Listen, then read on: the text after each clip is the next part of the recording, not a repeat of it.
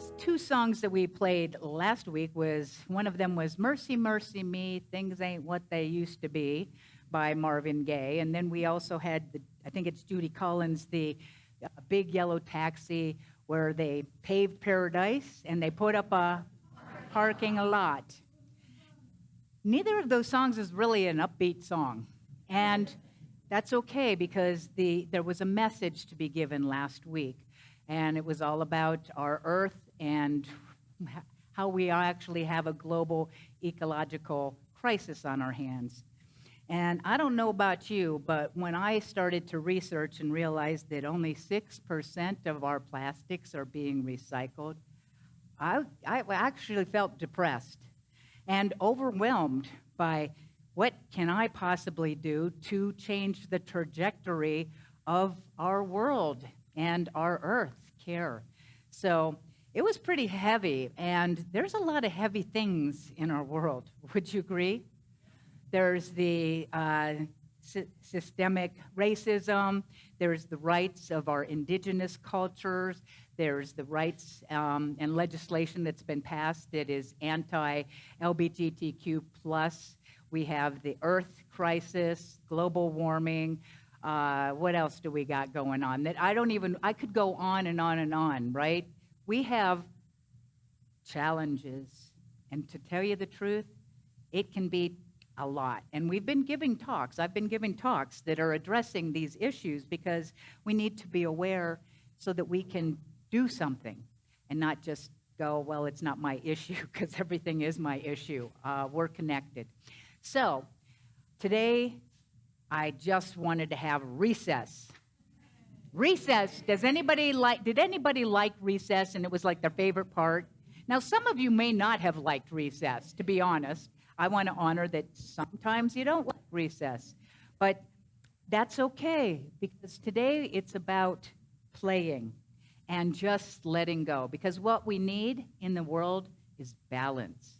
I need to know that there's things that are happening in the world that can be depressing and very dark, and there's movement in the direction of changing.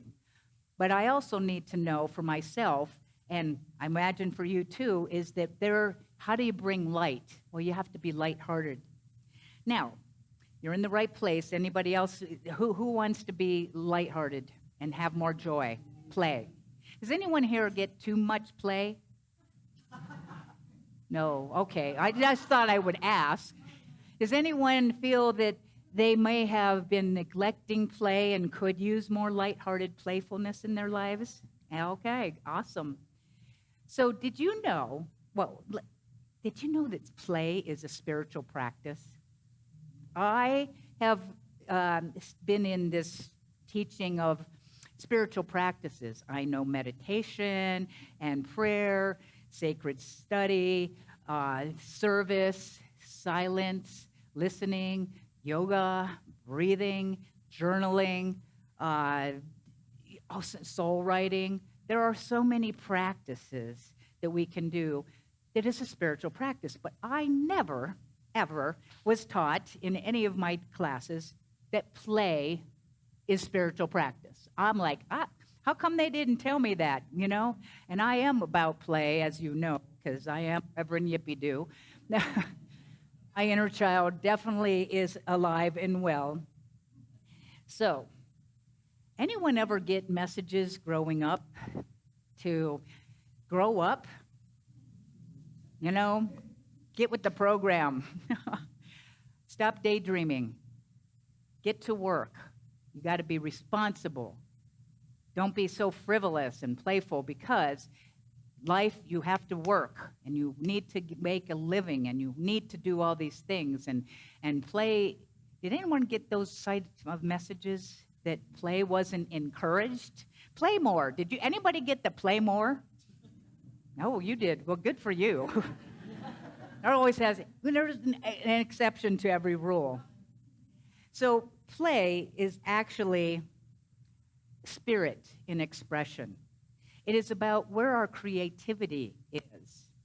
And it's carefree. It doesn't have a purpose. To be open and curious. To be curious. And living in the moment when you're playing. You don't pay attention to other things when you're in a play experience and an attitude. Now, Dr. Stuart Brown is a psychiatrist and is the founder of National Institute for Play. Did you know there's a National Institute for Play? I was like, what? So I was very excited, and I think every one of you should look up the National Institute for Play. It was pretty cool, and I'm going to share some things from it. He defines play as any activity that brings a sense of pleasure and enjoyment rather than for a practical purpose or outcome. And there are many forms of play. I mean, it could be anything from playing pickleball to putting a jigsaw puzzle together, board games, painting, video games, rollerblading, reading, and they even say even flirting. And daydreaming are ways to pray and play. You know, it's interesting, those are very close. Because you think about it, they say, you know, laughter is the medicine for the soul. You want to heal yourself. It's praying and playing because it's that spirit within us. Now, you ever see somebody who's out golfing and they look ticked off? Their ball is in the rough and they're like, brr. And then you see another couple and they're laughing and they're smiling and they're just playing golf.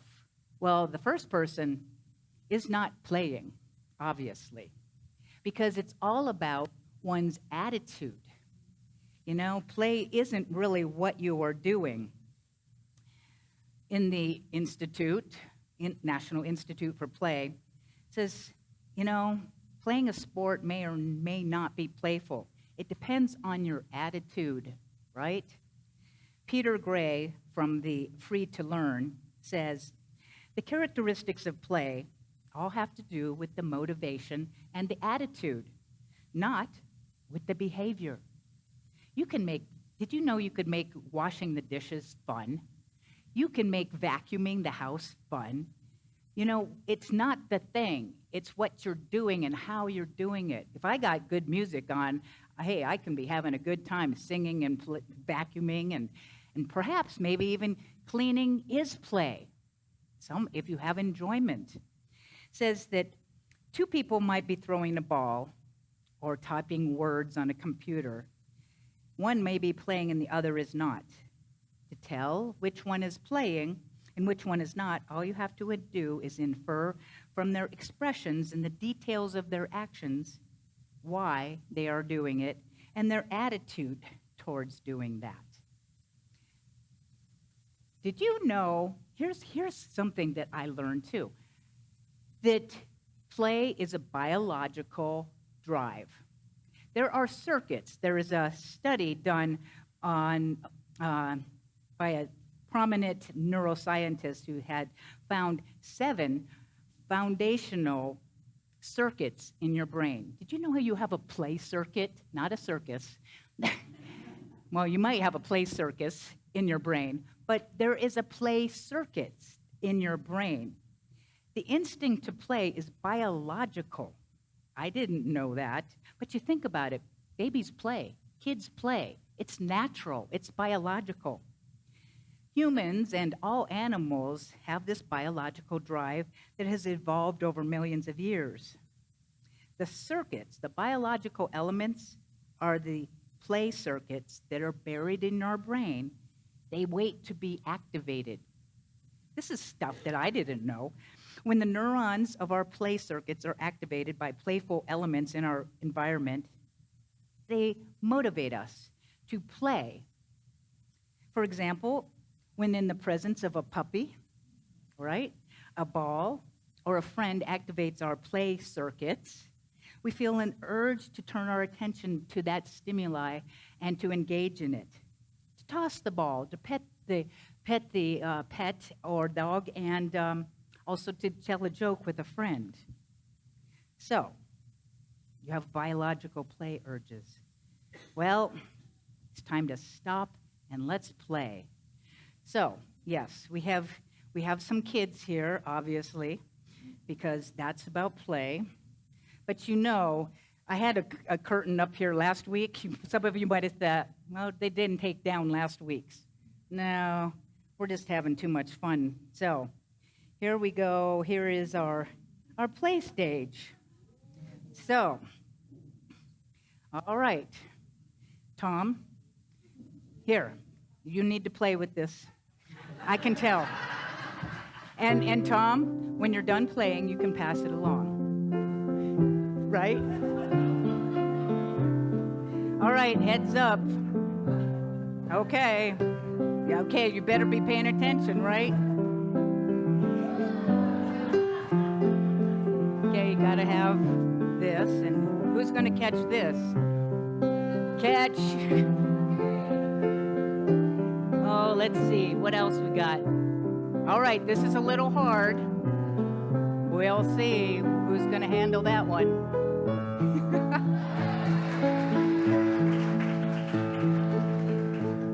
Anyone play badminton?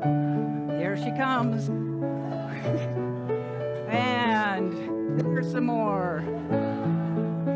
Get your kid. Now, you're all engaged. You're all smiling. What's up with that? And whee! I had a lot of fun. I went into the kids' cupboard, right? We say we don't have kids for youth group. I'm like, well, who's up here, right? What is this? I was like, what? This is the weirdest thing. Doesn't that sound cool? It's a thunder machine. I was like, what? So that was a fun thing. Oh, and then I got to do this. How many of you had one of these growing up? Let's see if I remember what I learned. Oops, let's try it again.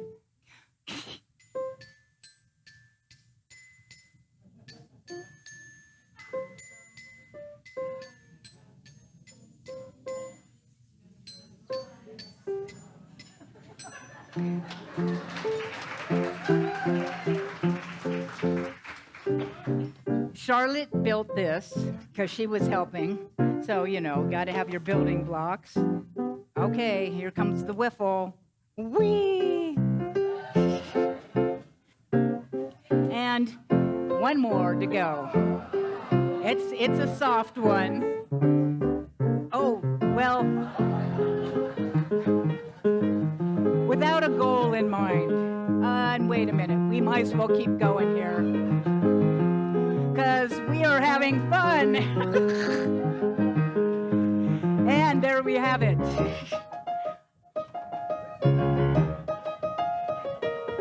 Okay. And we have clown noses right up front. They brought their noses. Okay. Who knew? Who noses? All right. So, having fun. Now, recess is over. You're coming back in because it's time for class, students, right? So we're going to do a little bit of, what was the next thing? Circuits in our brains. Did you know that you have a play personality? This is all news to me, so I'm figuring it might be for you. I like he put a birdie on his head. Very nice. See, the inner child, and I had a therapist once who said, we didn't have an inner child. She thought, you got inner children. Think about it. I mean, if I am tired enough and hungry enough, I can be a crybaby. Things aren't going my way, and that's not fair. I can have a temper tantrum, right? Especially when somebody's not representative. Anybody yell at the phone because you're not getting a person and you're like that? Okay, that's my 2-year-old going, I know none of you ever do that. Yeah. Then you got a 4-year-old who just wants to play and not do big people stuff. That one is like, yeah. I've got a 10-year-old who says, adults are stupid. and her name is Wolfie Girl, and basically she says, don't tell them that, and let's not even talk about your inner teen, okay? That's a whole nother subject. But what I learned from the National Institute for Play was that we have a play personality, and there's 8 of them. I'm going to list these. You can look this up and check it out yourself. I'm not going to give you the description for each, but one play personality is the collector. Okay? You can figure out that people who enjoy the collection of things. There is the competitor, someone who really likes to be competitive and plays to win. We have the creator or the artist. There is the director, and they even give examples of some famous people. People like Oprah is a director. She knew how to direct what was happening so she could have what she was wanting. The explorer, I am an explorer player. And even making a talk, putting a talk together, I'm exploring. I'm getting into the subject. So exploring was always part of my way. And see, you're going to have one that is your main or 2 that are your main, and then you'll have other opportunities. How about the joker? You know, somebody who enjoys telling jokes, being this clown. The kinesthete, which is like the kinesthetic, needing to move. And I am signed up for that one too. Those are my 2 major ones, because when I'm preparing a talk, sometimes it's like, enough. I have to go out and do a walk. Sometimes driving down to Albuquerque. When I'm moving, I think better. And that's what it also talks about under that description. And last is the storyteller. So look this up, read the descriptions, and find out what your play personality is.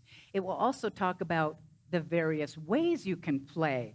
Again, I'm not going to get into all of that because we're here to play, right? And not too much play. So, you all have a piece of paper, a sheet of paper. Now it is your sheet of paper time. If you don't, please raise your hand, and our folks will give you a piece of paper. Charlotte has paper and a pen.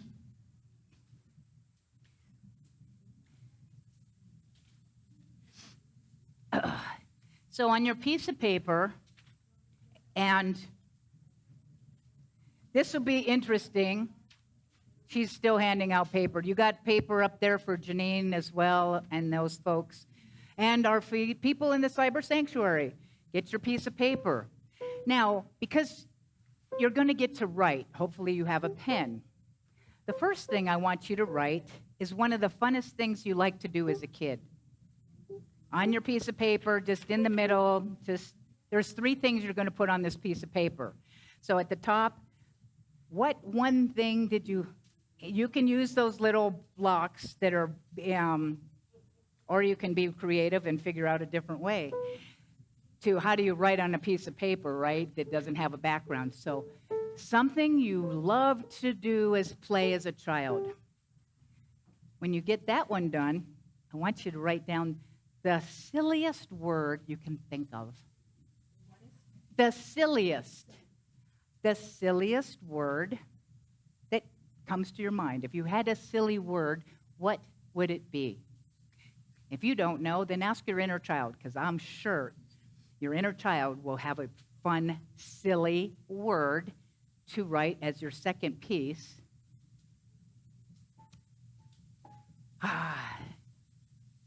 Okay, they're all writing. Okay, so you got your fun thing as a kid, right? And now you got your fun word, your silly word. Next, I want you to write or draw a silly picture. Whatever it is, it doesn't have to be, there's no artistry. This is your inner child. Draw a silly picture. I have no idea what that'll be, but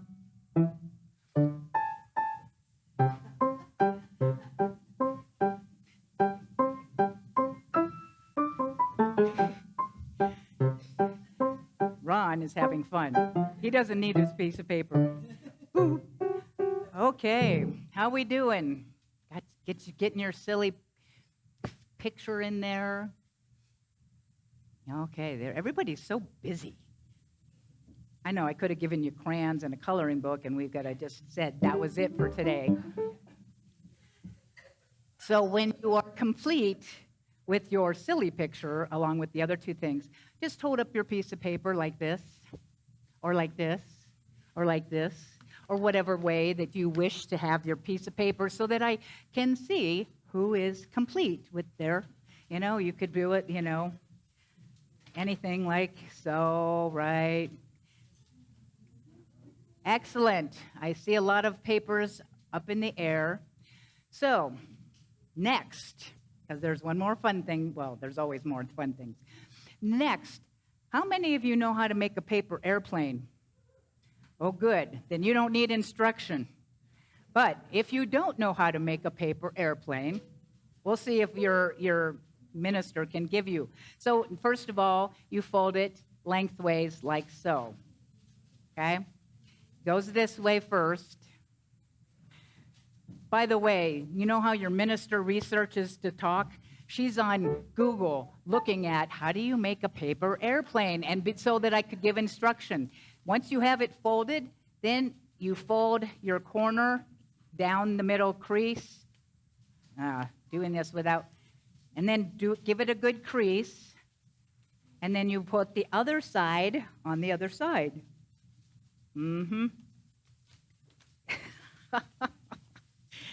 How many of you thought you'd be making paper airplanes today? Some of you may have already figured out how to make that. So now you ought to have something that looks like this.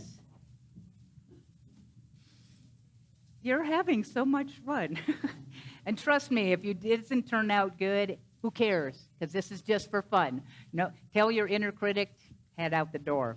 So then we're going to take this corner on one side, and we're going to fold it down, like so that it comes down next to the crease. All right. This is really tough stuff.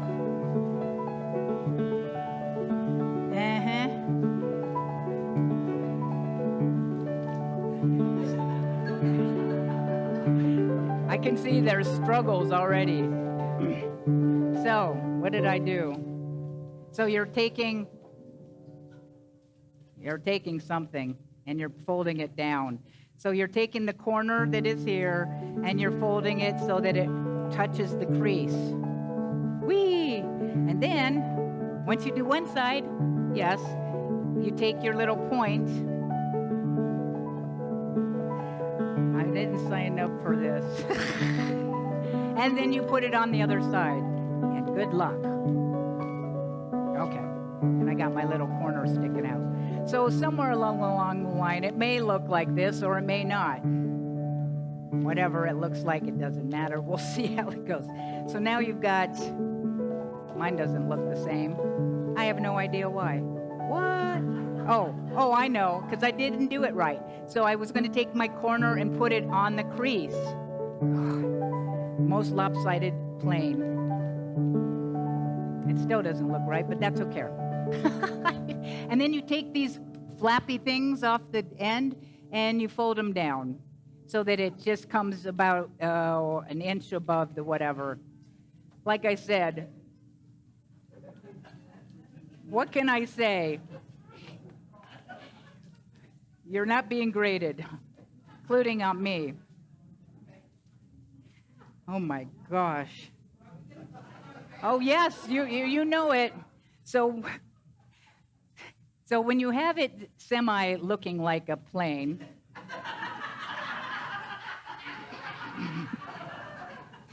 laughter is the best medicine. So if you have something that looks like your plane, on the count of 3, we're going to throw them. 1, 2, 3.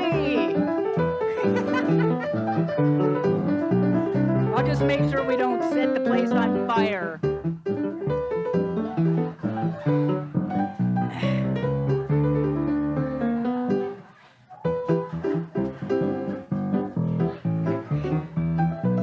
Oh my God, what have I started? So I made 4 different kinds of planes. Because you can go on Google and go, this one is supposed to be one other kind, and it's supposed to be, oh, see? I did practice. I mean, this is what a minister does. You pay me for doing this. So, oh, that was a good one. Yeah, and then the last one, let's see. Whee! Okay. So, what a mess. Isn't that fun to make a mess?